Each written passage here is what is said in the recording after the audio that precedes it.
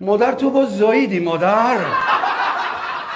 مادر تو 98 سالته مادر. اصلا چطور اکوسیستم بدن تو جواب میده این قضیه ره؟ زشته، به خدا، به پیر، به پیغمبر زشته. هر سری من با این زن صحبت میکنم میگم یه خواهری بعضی یه برادر اضافه شد، یه دونه امروز اومد. اصلا آمار ریختی. مادر جان چیکار داری میکنی تو یعنی چی بابا قرمه سبزی درست کردم بابا دوست داشت همیشه نمی. من خودم سر آبگوش آوردید، خواهرم سر اون یکی استانبولی آوردید. ظرفیت ندید بیرون غذا بگیر مادر من. جمع کنیم بس. نمیفهمم من شما رو.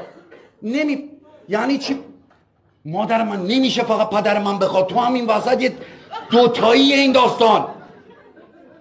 آقا ناراضی فرار کن از اون خونه. برو وای نسا. برو خونه خالم اینا میاد. برو تو اتاق شون قایم شو. دیلم میندازی میاد تو. پدر نی کینگ کونگ دیگه این. بهش بگو یه ذره استراحت کنه. برو آروم باش صحبت کن. بگو میشه یه ذره استراحت کنیم در ماه یا چند روزی. این کارو میتونی. پدر جان شما صحبت منو بشنو. ببین یه لحظه مادر جان بذار من حرف. گوشی رو نمیدی به اونا. گوشی رو با پدر من نده. چی میخوام من بگم به این؟ یه لحظه دارم با تفسیر. به این مادر من شما با اندازه کافی در حق محله لطف کردی. ما الان قشنگ و منطقه ما گرفتیم دیگه هیچ کس نیست. به نظر من یه راهکار از من میخوای؟ چشم. دینامیت بذار وسط پاش گوشته بگیر برو اونور. مگه نمیگی راهکار؟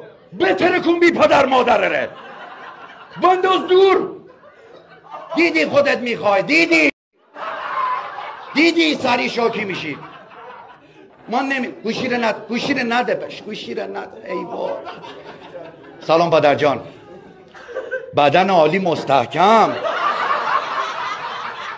پدر جان خسته نباشی. پدر جان میدونم دستور صادر شده که ما باید جمعیت ببریم بالا، ولی مسئولیتش یه جا گردن شما نیستا. لاکار یه استراحت به مادر بدید. پدر جان طبیعیش هر 9 ماه مگه بچه به دنیا نمیاد؟ 3 ماه پیش مادر گفت من بار دارم. چی کار داری میکنی با این؟ جمع کنید این بساط. من بیادبی نمی کنم. من یه دونه دارم. نمیرسم نیستم. حالا باشه صحبت میکنی. دارم کارهای اداریش انجام میدم. باشه. نه این سری رفتم اونجا پرونده پاره بود نتونستیم بررسی کنیم مثلا. میریم دفعه دیگه میریم. باید شرایط اونم باشه پدر جان. این دفعه میرم اداره سر میزنم ببینم چطور میشه. نمیشه. پدر جان ببین فقط من نیستم اونم مهمه. با شما که جای ما داری ردیف میکنی دیگه. با ما چی کار داری؟ شما جای پسر منم رفتی داستان کردی دیگه. باش کاری نداری پدر جان. باش فدای شما باشم. چشم. خسته نباشی. خداحافظ.